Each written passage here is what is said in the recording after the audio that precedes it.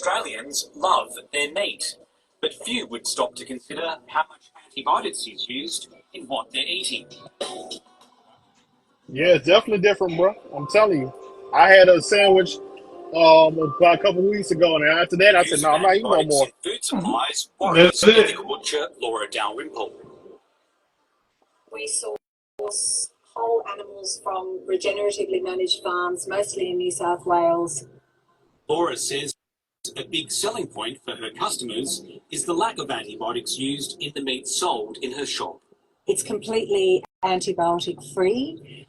The farms from which we source are managing their livestock with as few interventions as possible. According to Australia's regulator, antibiotics are used on livestock to treat infection and sometimes to promote growth. It's this use on healthy animals which is of most concern, because it could give rise to resistant bacteria. Superbugs are a problem. It's getting worse globally. In Australia, we're still better off than most of the rest of the world. But if we want to stay that way, we've got to decrease antibiotic use both in people and in animals. The World Health Organization has listed antibiotic or antimicrobial resistance as one of the top 10 global health threats facing humanity. Consequences of too many superbugs or more and more superbugs coming to people from whatever direction means we have more deaths and more suffering. If those antibiotics, if those are reduced in their efficacy, then we will end up with all sorts of new and more problematic animal diseases. New research provided to 730 has some scientists worried about the presence of antibiotic-resistant bacteria in Australia's meat supplies. Researchers at the University of Canberra were commissioned by Animals Australia to test meat samples from Australian supermarkets.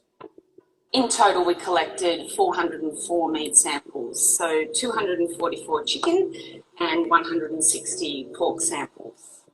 The meat was bought across New South Wales and the ACT from Coles, Woolworths, Aldi and IGA They got all supermarket the out there. chains. The report found that of the 33 types of bacteria isolated from the samples, all except one had some form of resistance to antibiotics. The high level of antimicrobial resistance, multiple drug resistance, and the fact that we isolated so many bacteria that were predicted to be pathogenic towards humans is quite alarming.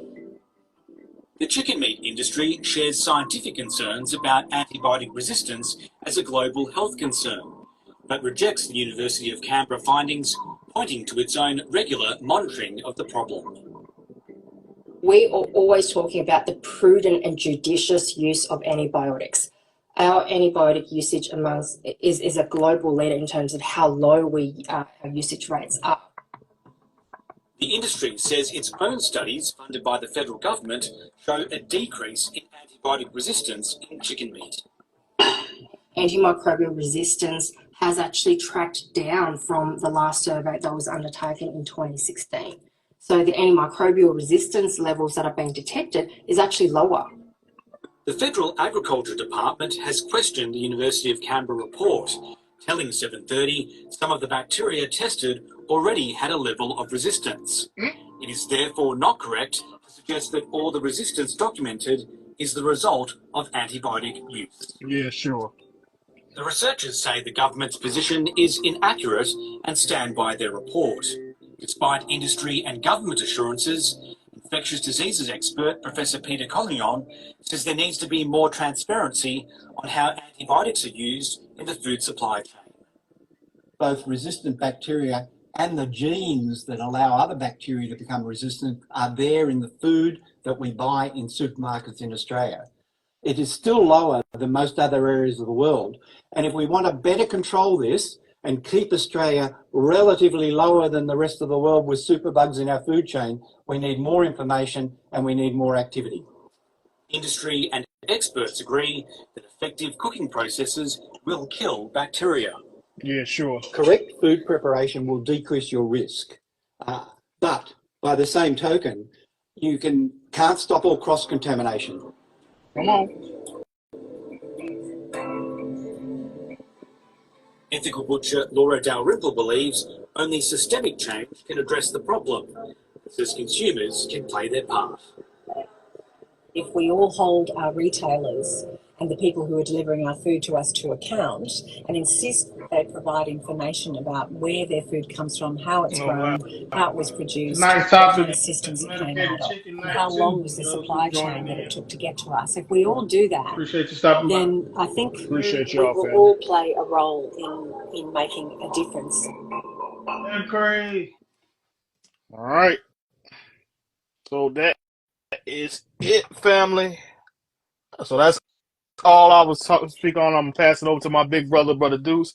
But I just want y'all to be aware of that, family. Just look at what you're consuming.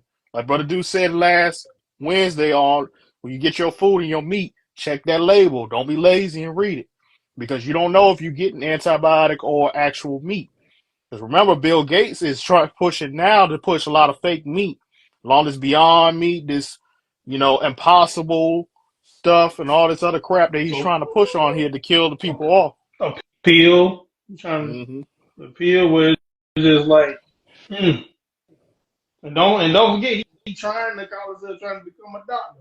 hmm So he And the can man said is trying have to access. backpedal now about the vaccine. Now he's trying to gear up for another pandemic. This is what they Mm-hmm. do, family. But I'm done talking. I don't talk too much, so I'm gonna let my Oh, big you brother good. Deuce go ahead. You good, man. I got plenty of time. I got plenty of time. We got plenty of time. So yeah. Man, that was awesome. I'll give it up. That was awesome. Appreciate it.